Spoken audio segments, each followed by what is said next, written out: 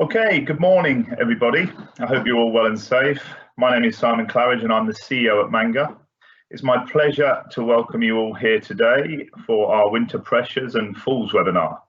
I think as many of you will be aware, Manga pride ourselves on being specialists in post-fall management, and we've got ongoing projects that are supporting not only clinical evidence, but also health economic data with regards to picking up fallers.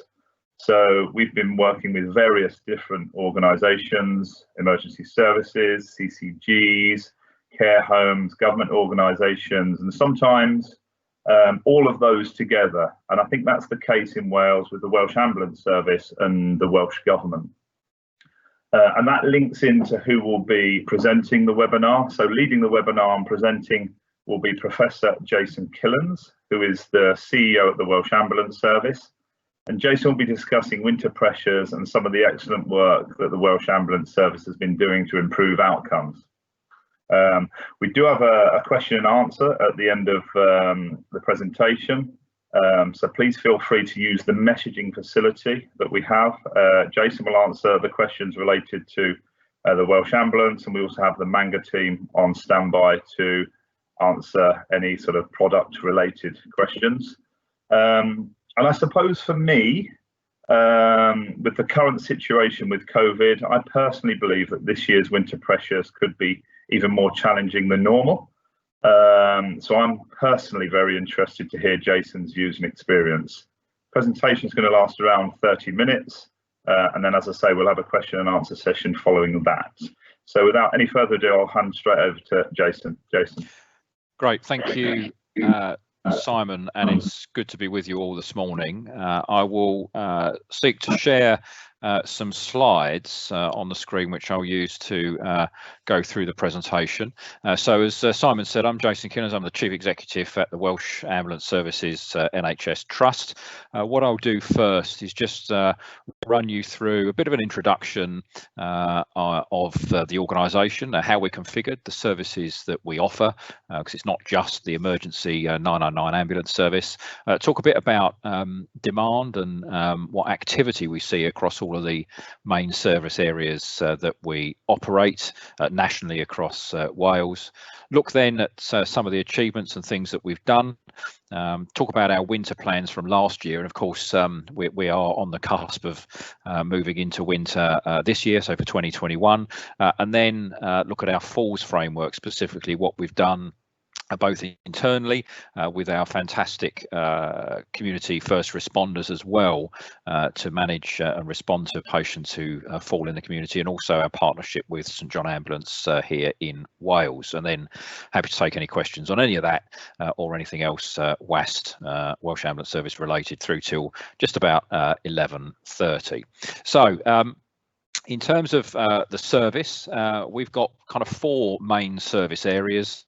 EMS, Emergency Medical Service, the 999 traditional emergency ambulance service. We operate nationally across Wales. We operate all of the non-emergency patient transport services across Wales too. So these are community services where patients have pre-planned appointments in medical facilities or are being moved for ongoing care from site to site. So that's a scheduled service. We operate nationally again across Wales. And then the final two, NHS Direct Wales and 111. NHS Direct Wales is becoming 111, and there are 7 health board areas in Wales. We're now live with the new 111 service in 5 of the 7, and the remaining 2 health boards continue to operate NHS Direct, but we will transition those within the next 12 months. And we're the national provider of both the NHS Direct and 111 front-end telephony, call handling and clinical advice service. So we've got essentially 3 main service areas: 999, 111 and non-emergency patient transport. So in terms of activity or demand for our service across those service areas last year, what you can see here on this slide is that 999 activity, so this is incoming 999 calls, dropped slightly, just by about 20,000 or so in the last year, and that's as a result of demand management activities across the system that have happened. But that translated into more responses, so we went to more of those 999 calls than we otherwise did the year before. You can see they're just shy of 500,000 across the country.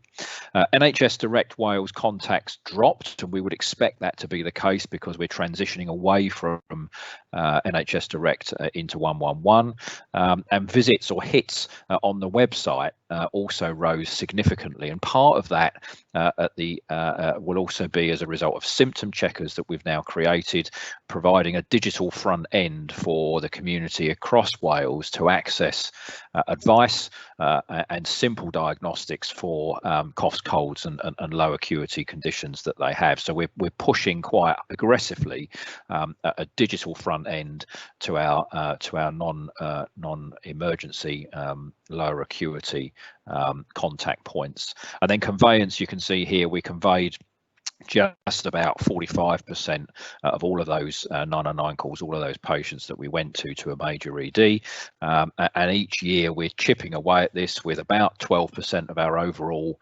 emergency activity now dealt with through Hear and Treat. So that's clinicians, nurses and paramedics in our control rooms providing advice over the telephone. This is with the expansion of advanced paramedic practitioners providing more intervention safely in the patient's home. And also last year we became the first NHS ambulance service in the UK to deploy independent paramedic prescribers. So again, a further enhancement here in the advanced practice space, where we've now got our clinicians prescribing in the community, and again managing to safely manage more patients in the community than we otherwise would have done, leading to a further reduction in conveyance, just about 45% of all of those contacts we have now. Here's the Hear and Treat position and the 111 position. So I've described Hear and Treat. It's about 12% now of our overall activity each day. It is dealt with by advice on the phone by clinicians, paramedics and nurses in our control rooms, in the 3 control rooms across Wales. 111 demand is up, and of course we would expect that to be the case as we transition away from NHS Direct and put more geographical areas live with 111. And of course more recently, particularly with the pandemic, we've seen a sharp increase in 111 activity for advice from patients in the community. And then you can see here the non-emergency patient transport service also with its activity across the country growing. Here you've got a small infographic, which I won't necessarily talk through each of the quadrants in this, but it starts just to pull out some of those major things that have happened in the last 12 months, and many of which we're proud of, which essentially are improving the service that we offer to patients, improving the quality of that and the timeliness of that service, but also making the experience for our people better, offering more opportunity for our people to grow and develop their careers inside our organisation, with ever diverse opportunities there for them. Now, focusing perhaps now going towards the falls area, the main area of interest for today's conversation. We in our 999 service break the patient journey into 5 steps. So step 1 is what we describe as help me choose. Essentially, this is the initial contact, the 999 call, that digital front end, the advice and contact that the patient has with our clinical contact centres. And here, as I've already said, you can see we've been promoting the online symptom checkers. We are active in the social media space, encouraging patients to use those symptom checkers to dial 111 first, to seek alternatives to dialing 999 for an emergency ambulance or self-presenting an emergency department. We've done a lot of work in the frequent caller space, so that's both with high volume institutions such as nursing homes, and we'll come back to that and what we've done in the falls space later, but also with individuals which are frequent callers. And this can take 2 paths really. First, is around working with social care, with GPs and with others in the community to put in place care plans to manage these patients effectively in the community so they don't need to call 999 for an emergency ambulance, or where we've got individuals intent on misusing the emergency ambulance service, we will and have and seen successful prosecutions for people that abuse the service where they do. But the predominant amount of work here is in the frequent caller space. Is about care packages, is about designing care plans with partners across the health and social care system to effectively and safely manage patients who call us frequently in the community. And then the other final two areas in the Help Me Choose space are around the 111 and NHS Direct area, where again we're active in the social media space. We've got seasonal, or what historically we would call winter engagement and communication campaigns with the community, and that's supported with our health board partners as well, providers across the health landscape here in Wales. Step two is where we answer the call and we provide advice over the telephone. About, as I say, 12% of all of our activity now managed in that way. And we have also plans in place to manage activity patients contacting our 3 clinical contact centres where we're under pressure, and that can either be adjustments to response times, how we handle and prioritise those calls, or the capacity we provide not only in the contact centre but also out on the streets to respond to patients. So that's step 2 of the 5-step model. Step 3, come to see me. So this is traditionally the ambulance response to the scene. That could either be an emergency ambulance, a solo responder in a rapid response vehicle, increasingly, as I've described, advanced paramedic practitioners, which we here direct and towards our less acute but lower acuity, high complexity patients to seek to safely manage those in the community. I've mentioned paramedic prescribers already. The partnership with St John will come to in a bit more detail later on. And of course, what we're also doing in the come to see me space is ensuring we've got the right amount of emergency ambulances on duty in the right place at the right time to respond to patients within a safe time frame, the response time for patients. So ongoing work around forecasting and ensuring we're predicting activity as accurately as we can and matching the capacity we have to be able to respond in a timely fashion.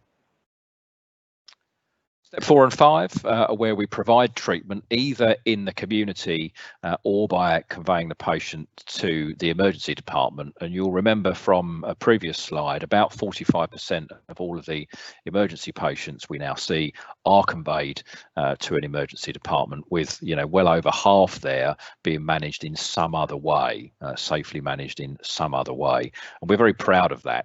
We've got quite low, very low recontact rates here in Wales. So that's where a patient has been dealt with safely in some other way, not conveyed to an emergency department, and doesn't contact us again within 24 hours. So our recontact rates are quite low, and we're investing heavily in the alternative space here, the alternatives to conveyance to the emergency department. And we can see that playing out not only successfully in patient satisfaction, but also in that conveyance rate to the emergency department. So step 4 and 5 of the 5-step emergency model: give me treatment and take me to hospital. Let's look at falls specifically here in Wales, and these are the numbers of falls cases that we see across Wales in any given year. So you can see here just about 56,000 falls related emergency calls in Wales in 2019, and of those about half went to the emergency department. You can see here an estimation of the age profile and also the increase we expect to see in the coming years.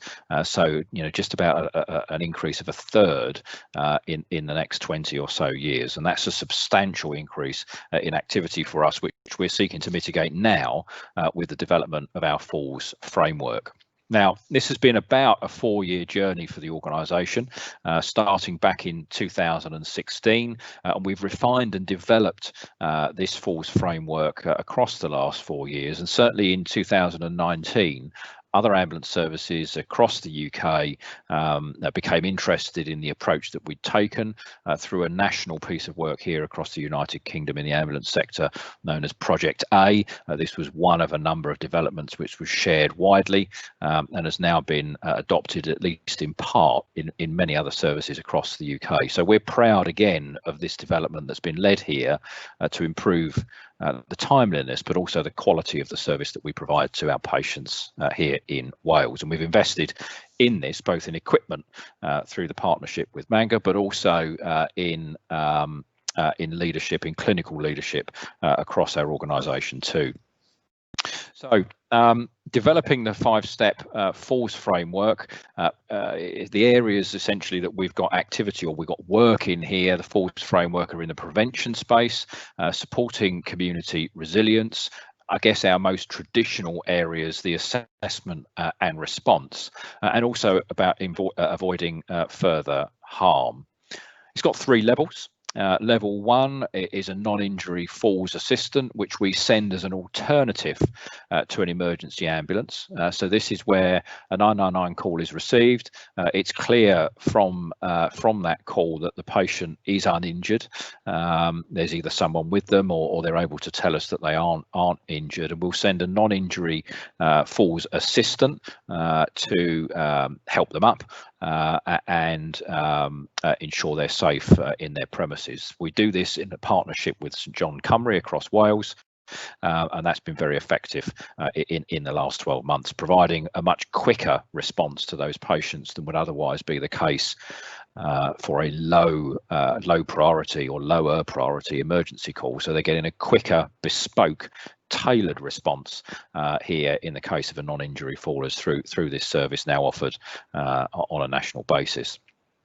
Level 2 is not currently available nationally across Wales, but is in pilot areas, and we are looking to roll this out nationally in the coming year. So this is for those patients which are a bit more complex, a multidisciplinary team responding and attending those patients.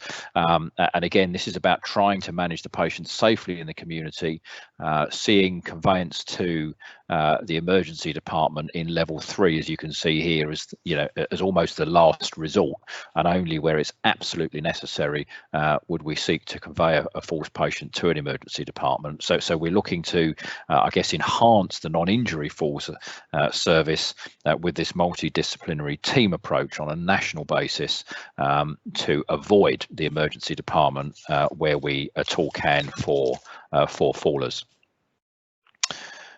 So let's look specifically at what we've done with lifting aids. So this is the approach we've taken to a national rollout across all care homes here in Wales, where we, through support from the Emergency Ambulance Service Commissioner and the Welsh Government, have placed lifting cushions, lifting aids in each of the facilities. So you can see here in 2019, 604 qualifying premises or facilities were provided free of charge with a lifting cushion. Training was also provided for the staff in those facilities to operate the equipment that was provided. And in addition to that, that was supported through the use of the iStumble tool, which provides a framework for the staff in those premises, in those facilities, to assess patients for the suitability of using the aids. And you can see here in the 10-week initial evaluation period, 87% of those facilities were using the iStumble tool, and just over 100 falls were recorded in that short 10-week period. Now, iStumble, you can see here, and importantly, I guess the success we've had, and this goes to some of the questions I suspect will be asked from ambulance sector colleagues. Many residential and care facilities have historically here in Wales operated a no lift policy and simply call the emergency ambulance service when a resident has fallen, regardless of whether they're injured or not. What we've seen through this approach is many of those facilities adjusting their approach to that no lift policy on the back of the iStumble assessment tool, where we've now begun to see a shift in policy and therefore a reduction in our activity as a result of we would offer a more proportionate policy position for some of these facilities. So good news all round: better service for patients, more timely response, and for us, avoiding sending an emergency ambulance to calls where it's not necessary, and therefore freeing that ambulance up to respond to other patients. Here, a third dimension, just in the last few minutes of this session, is our community first responders. So these are volunteers across Wales, many hundreds of these in teams all across Wales, who respond to emergency calls in their community in addition to the emergency ambulance. So whilst the emergency ambulance is responding for certain types of calls, community first responders also attend. And whilst it's true to say more recently through the pandemic we've had to restrict the activity, the patients that CFRs would respond to on safety grounds, they respond to many thousands of patients across Wales, helping us every year provide more timely responses and care to patients. And of course, these are volunteers from the community, and they're responding to people in their communities, do a fantastic job, and we're very grateful for the support we have from the many hundreds of CFRs right across our service. But again, we've issued lifting aids here to community first responders, and for non-injury fallers, we're able to see success in patients being safely lifted from the floor and avoiding the need for an emergency ambulance being sent. So another area where we've invested to provide better services for non-injury fallers other than the traditional emergency ambulance response.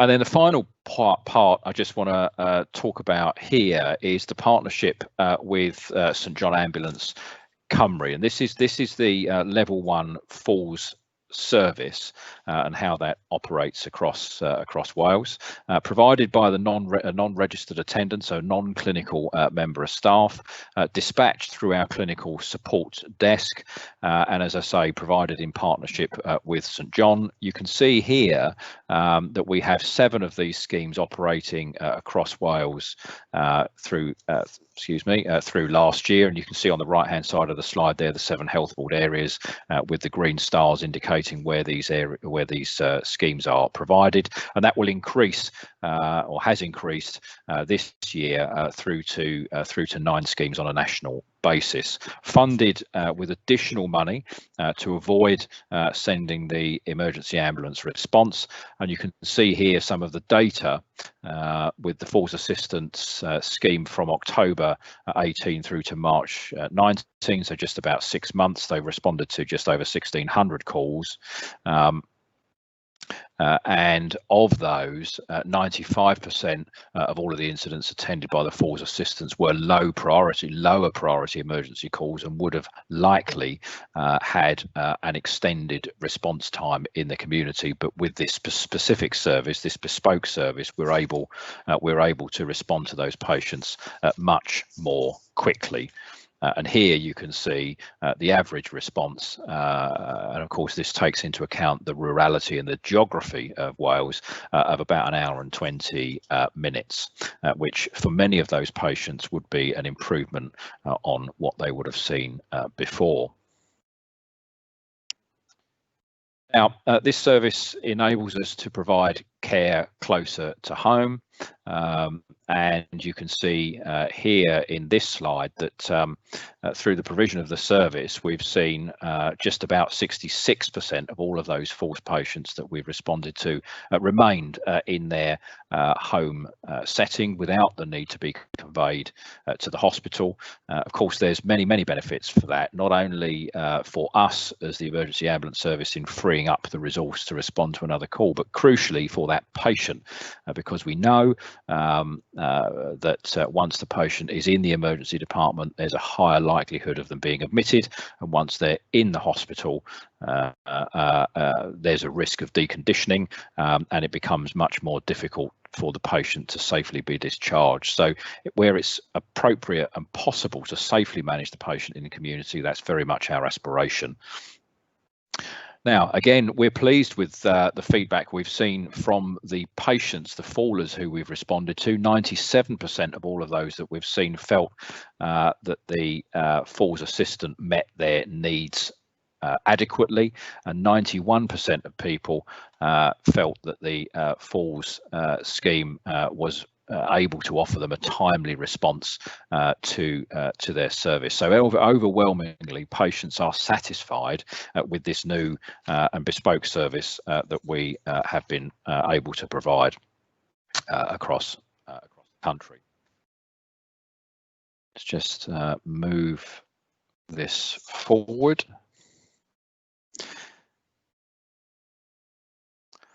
There we go. So there's some narrative feedback there from patients. I won't read that out. I'll just pause for a second for you to be able to read the comments that we've received from patients.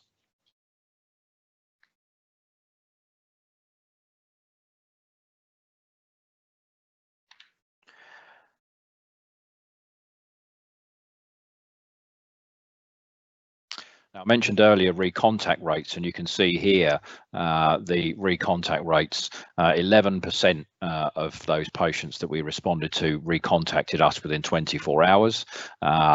Now that is low compared to the industry standard across the UK, but of course what I haven't got available here, and this is difficult to tell because patient records are not necessarily as connected as we would ultimately like.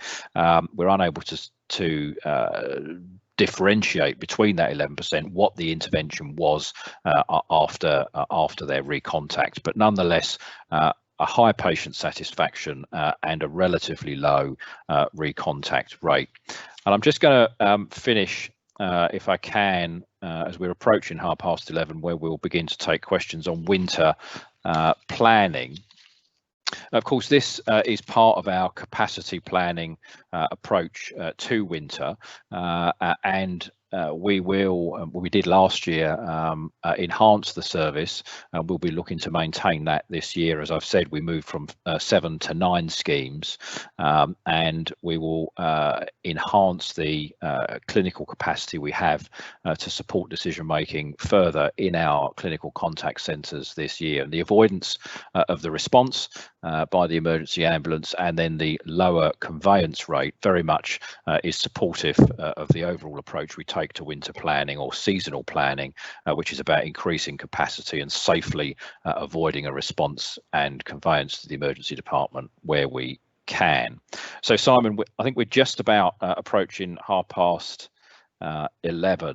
so I'll pause there and happy to take any questions from anyone on anything I've covered, or indeed anything else relevant to us.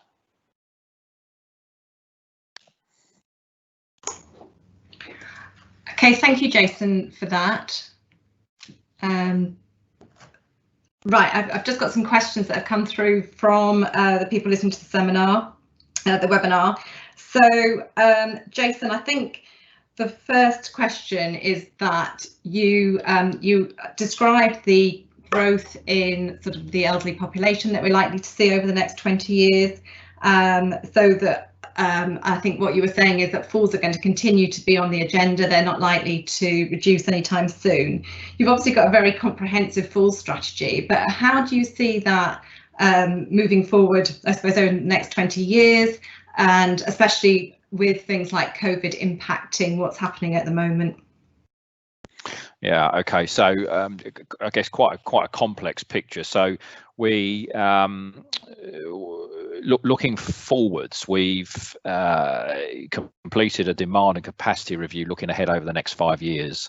This is particularly for the emergency ambulance service, so the 999 service, and that's a national piece of work. And what that says to us is, given the demographic demographics in Wales, the geography we have, the population that we have, slightly older on average than the rest of the UK. What can we expect in terms of types of patients, types of activity coming to us?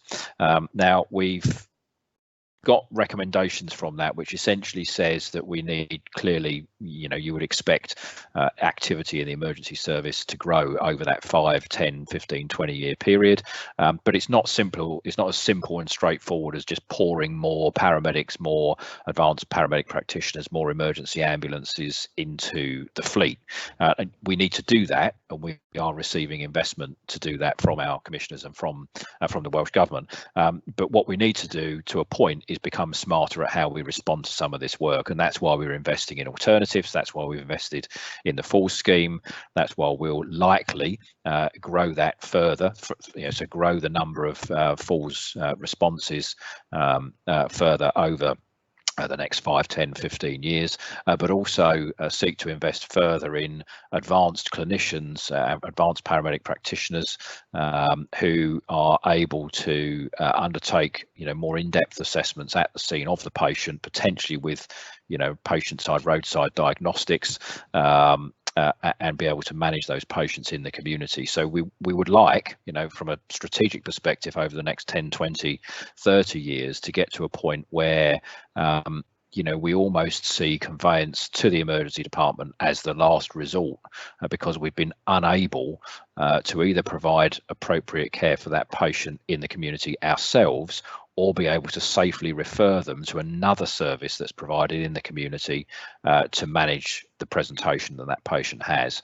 So whilst we're investing in our organisation and in our clinicians and developing practice, we also see much more partnership with the rest of the health service for our clinicians to be able to refer patients into other services in the community.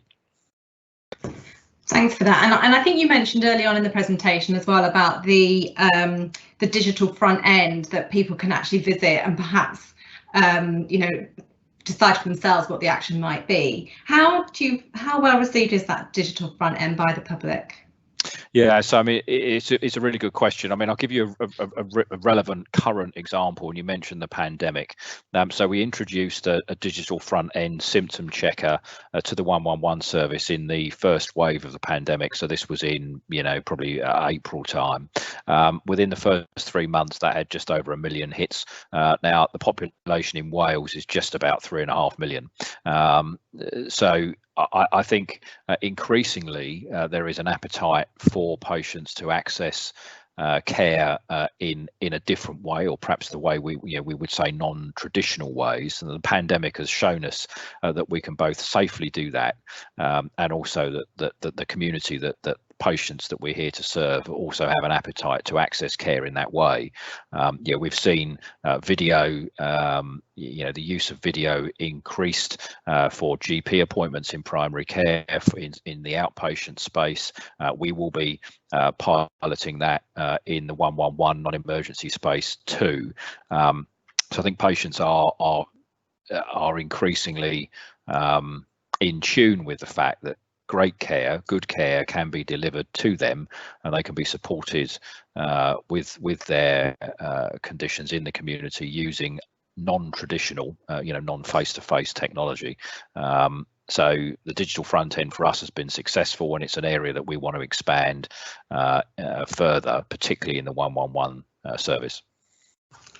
Thank you. Now, as you know, obviously Manga deals with ambulance services all over the world, not just in the UK. And we know at the moment, particularly, that the US is watching very carefully on how we work in the UK.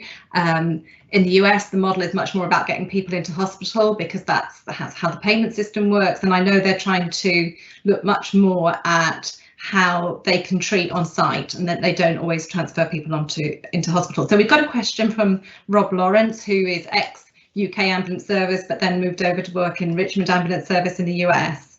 And he's just wondering, and you did mention this in your presentation, about how you, I suppose, get people on side to lift in, to not have a no lift policy, how you've managed to influence that.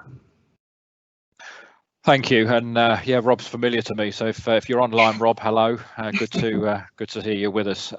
So look, I mean, I think Rob would know this from his time here in the UK, albeit a few years ago. And having had personal experience overseas, albeit not in the US, more recently, I think the health system, the health economy does drive how successful the ambulance service can be. And if as in the States, Rob's operating and his colleagues are operating in a model where essentially payment drives the behaviour, or certainly strongly influences the behaviour, then I think the conditions are perhaps different to here in the UK, where we've obviously got National Health Service and care is free at the point of delivery. From an influencing perspective, this has been a slow, what I'd describe as a slow burn. This takes time. It's about building confidence. It's about growing our clinicians. It's about growing the networks that our clinicians interact with and work with in the rest of the health economy. And whilst we've had some success, as I touched on in the slides, 54 I think care homes changing their no lifting policy. This is an area that we've had to work closely with each of those facilities on an individual basis, build trust, build confidence, offer alternatives, and work with them as partners to do the right thing for their residents, our patients, the community we're here to serve across Wales. And the same is true for other areas of our activity too. There are groups of patients which we can safely manage in different ways other than conveying them to the emergency department, and it takes time to build that trust with clinicians across the service for them to understand what our paramedics, our advanced practitioners, nurses who work in the ambulance service, what they can do, and the things that the organisation can do. Gone are the days where emergency ambulance services were simply conveyance. It was simply about conveyance. We are not organisations, and our people are not clinicians that screech to a halt outside someone's house after a 999 call, do some basic care, put the patient in the back of the ambulance and convey them to an emergency department. And our conveyance rate here in Wales at 45% of all of our 999 calls shows you that. Increasingly with degree educated people, with degree educated clinicians on the Healthcare Professions Council register for nearly 15 years now, master's education for our people, we are able to do much more. We are mobile providers of healthcare rather than transport organisations as we were 2 decades ago. Thank you. And just one last question for you, Jason, that's come from our delegates. Who is part of your MDT response team in your level 2? Yeah, thank you. So this varies across health board. It does vary across health board, and there isn't a consistent approach to this at the moment. But generally, that would be physios or OTs that are health board employees that work with us on that level 2 response. But there is the potential, and I say potential, there is the potential for us as we expand this in the coming years for us to look to host or to employ some of those other disciplines, other clinical disciplines within our own organisation to be able to provide those services nationally across Wales. Thank you, Jason. Just now I've got a couple of questions for Andrew from Manga. So the first question, Andrew, as COVID remains a big part of our lives, can good post-fall management play a role in safeguarding residents living in care homes? Absolutely, Claire. In fact, care homes have contacted us as a direct result of COVID, as they're wanting to reduce entries, so people coming into their care home as few as possible. And we've taught care homes by using the Elk and Camel and I Stumble, they can safely pick people up from the floor without the need for external help. And it's also shown that as soon as they pick the person up from the floor, the better the outcome is. We're continuing to support care homes throughout the pandemic and can train care homes in the garden, in the car park, and in a socially distanced way. So yeah, absolutely, it can help. Okay, and then the final question for today's webinar for Andrew. So can you just tell us about why falls equipment is so important, and why we should be sort of talking to carers, care homes, paramedics, ambulance technicians about using the correct equipment. Well, as Jason said in his presentation, you know, falls are a major part of the calls that the ambulance service get. And both our lifting cushions have been designed both to protect the resident and the person performing the lift. Our equipment helps the fallen person by providing a safe and dignified lift from the floor. It doesn't put any pressure on the faller, so you're not manhandling them, and provides a quick and risk-free way to lift someone up from the floor. Secondly, the person performing the lift needs to let the elk or the camel take the strain. It makes lifting someone from the floor easy and stress-free, because you're not taking any weight, you're not doing any lifting, and you're not putting any pressure on the fallen person at all. And it gets them up the floor quickly. You know, we've done a lot of virtual training over the last few months, and the feedback has been, I didn't realise how simple it was to use. For example, I trained a care home on Monday this week in the garden. So they were in the conservatory and I was in the garden. Thankfully, it was a sunny day. And they actually phoned me this morning to say they had used it successfully today and it took all the stress out of the situation. In fact, the faller called it the magic cushion. So yes, absolutely. Our equipment, along with iStumble, can really help protect both the fallen person and the person doing the lifting. Thanks, Andrew. And sorry, Jason, can I just ask one more question to you that's come through from our delegates? You mentioned that your first responders are voluntary workers. Have you linked in with community service providers to provide the service? We haven't as yet. So the partner of choice for us to provide the level 1 full service across Wales is St John, and we have an arrangement in place with St John Ambulance here in Wales to operate that level 1 service with us. Where we've used our community first responders and they support this work is in responding to other types of calls. We've equipped them, as you would have seen in the slides, with lifting aids to support them there. So when they do attend a non-injury faller, they can safely lift that patient from the floor without additional assistance. So the main partner of choice for the full service is St John Ambulance Cymru, and that's operated nationally with those 9 schemes that I described. Our community first responders respond to other types of 999 call, and we've equipped them with the lifting aids. Thank you. Okay, there are more questions coming through, but a lot of them need a more sort of one-to-one answer. So we will catch up with Jason afterwards to get some of those one-to-one answers for you. So that's the end of the question and answer session, and I'll hand back to Simon.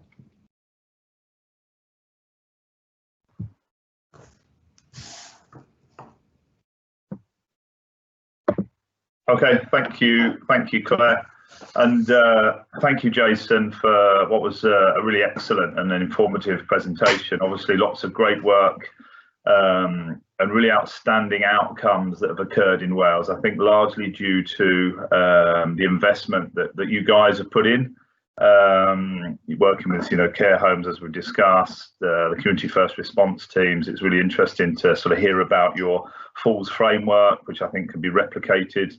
So yeah, really interested, and the fact that the emergency calls have been reduced, the hospital admissions have been reduced, and I suppose most importantly, care for fallers has improved is quite amazing. So thank you for that. Thank you also to everyone for all of for attending and all of your questions. As Claire said, we will be answering all of the questions over the next few hours. And I think just for safety, we'll say that they'll be sent out to everybody next week. You'll also get a copy of the presentation. We'll put in there some health economic data. I talked a little bit about that, and Jason did too. There's some health economic data analysis through posters we've got for some of the work that's happened in Wales, but also all over the UK. Yeah, and I'll just finish off by saying thank you very much for joining. Thank you for listening. Any feedback, welcome. This has been the second webinar we've done in recent times. We are doing more. So if you've enjoyed this one, do look out for future invites. But no, thanks everyone.